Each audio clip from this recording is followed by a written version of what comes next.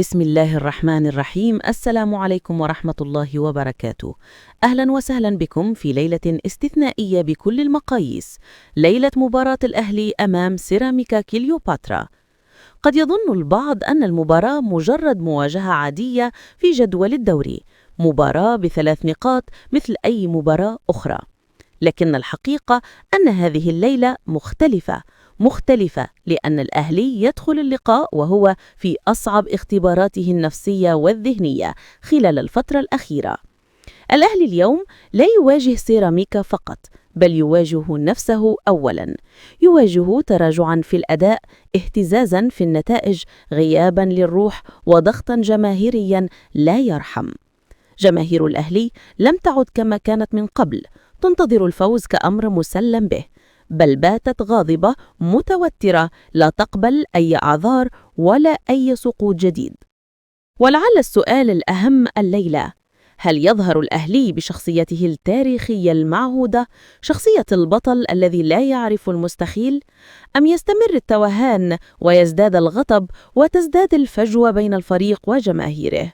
الأهلي عبر تاريخه عرفناه دائما في المواقف الصعبة، عندما يظن الجميع أن الفريق انتهى يعود أقوى، عندما يقول الخصوم أن الأهلي فقد هيبته يظهر لاعبوه بروح الفلنة الحمراء ويقلبون الموازين.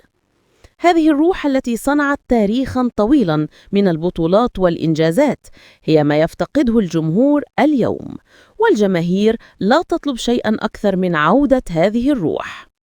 على الجانب الآخر، فريق سيراميكا كليوباترا يدخل المباراة منظم، مستقر ومرتاح البال، مدرب يعرف كيف يلعب أمام الكبار، لاعبين يؤدون بروح جماعية وتركيز على استغلال كل خطأ من المنافس. وبينما الأهلي يدخل محاصرا بالضغوط، يدخل سيراميكا وكأنه يلعب نهائي خاص به، يريد أن يثبت نفسه أمام بطل القارة. وهنا يأتي التحدي الحقيقي: هل سيقف لاعبو الأهلي مكتوف الأيدي أمام طموح منافسهم، أم سيقررون أن اليوم هو لحظة استعادة الهيبة، لحظة عودة الروح، لحظة مصالحة الجماهير؟ يا لاعبي الأهلي، أنتم لا تلعبون مباراة عادية، أنتم تلعبون مباراة شرف، مباراة مصير، مباراة قد تعيد الثقة أو تزيد من الانهيار.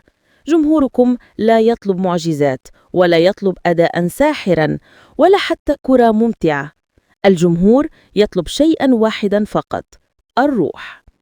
الروح التي تجعل اللاعب يقاتل على كل كرة كأنها الأخيرة، الروح التي تجعل الفريق يلعب من الدقيقة الأولى وحتى الصافرة النهاية بنفس العزيمة، الروح التي تجعل الجمهور يشعر أنكم تلعبون من أجل الشعار وليس من أجل الرواتب والعقود.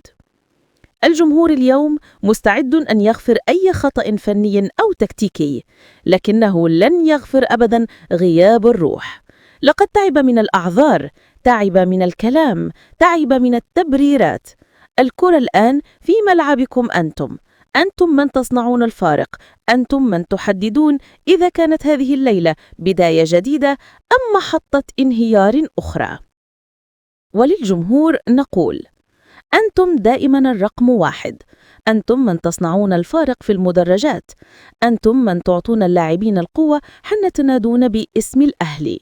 استمروا في دعمكم وامنحوا الفريق الثقة، لكن لا تتهاونوا في مطالبتكم بالروح والأداء الرجولي. الليلة الأهلي أمام اختبار كبير، إما أن يثبت أن الكبوات لا تكسر الكبار، أو يترك الساحة لخصم يحلم بإسقاطه. إما أن تكون هذه المباراة صفحة جديدة في كتاب البطولات، أو تكون سطرا حزينا في سجل التعثرات. ولذلك رسالتنا واضحة وصريحة: لسنا هنا لنناقش خطط المدربين أو أسماء التشكيل، لسنا هنا لنحلل 4-4-2 أو 4-3-3. نحن هنا لنقول كلمة واحدة: اكسبوا. اكسبوا حتى لو بهدف في الوقت بدل الضائع، اكسبوا حتى لو بالفوز الصعب.